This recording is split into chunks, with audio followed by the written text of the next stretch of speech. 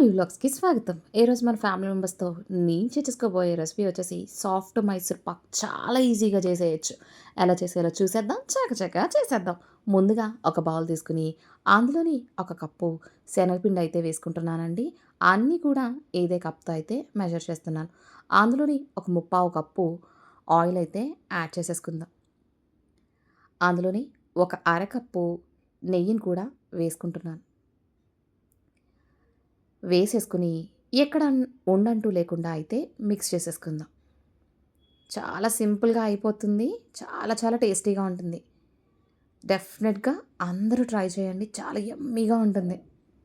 ఇలా ఉండలు లేకుండా కలిపేసుకున్న తర్వాత ఇప్పుడు దీన్ని పక్కన పెట్టేసుకుందాం. ఇప్పుడు స్టవ్ వెలిగించుకొని పాన్ పెట్టుకొని అందులోని ఒక కప్పు పంచదార అయితే వేసుకుంటున్నాను. ఒక కప్పు పంచదారకి ముప్పావు కప్పు నీళ్ళైతే వేసేసుకొని ఒకసారి మిక్స్ చేసుకుందాం. మనకి ఒక తీగ పాకం రావాలండి. అందాక కలుపుకుంటూ ఉందాం. మీరెవరైనా కొత్తగా వ్యూ చేస్తుంటే లైక్ చేయండి, షేర్ చేయండి, సబ్స్క్రైబ్ చేసుకోండి. పక్కనే ఉన్న బెల్ ఐకాన్ నొక్కండి.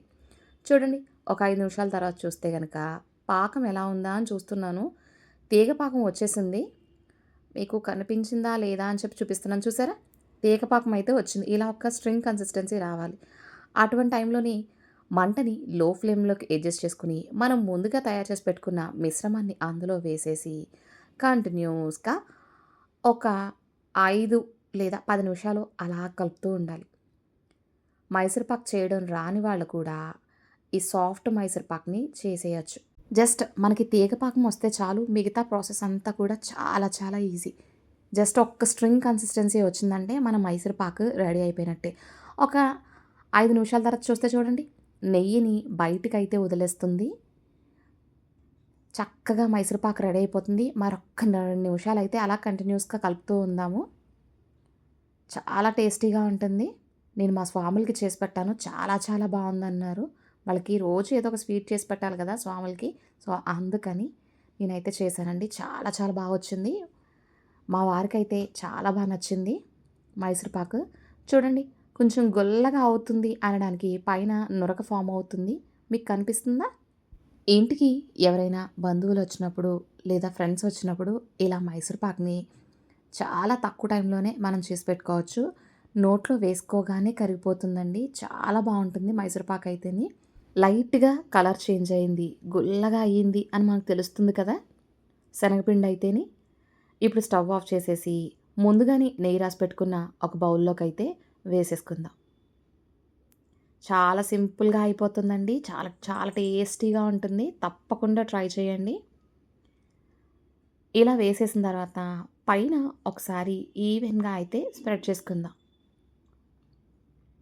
చూసారా? ఇలా స్ప్రెడ్ చేసేసుకొని దీన్ని పూర్తిగా చల్లారనివ్వండి. పూర్తిగా చల్లారిన తర్వాత చూస్తే ఇలా ఉంది. చూసారా? చేతికి ఏమీ అంటుకోవట్లేదు. ఇప్పుడు దీన్ని ఎడ్జెస్‌ని ఒకసారైతే కట్ చేసేసుకుందాము.